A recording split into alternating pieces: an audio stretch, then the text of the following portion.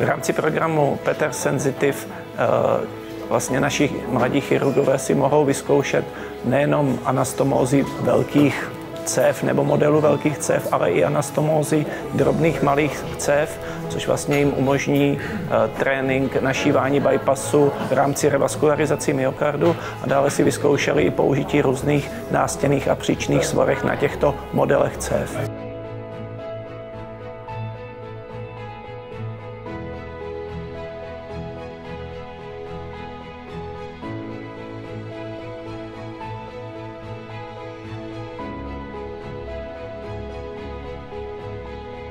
You can actually go from very basic anastomosis of vessels to much more advanced, like in the theater, like in the operation room.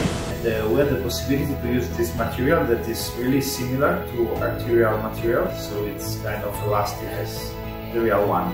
So it was good. Yeah, it was great. Good.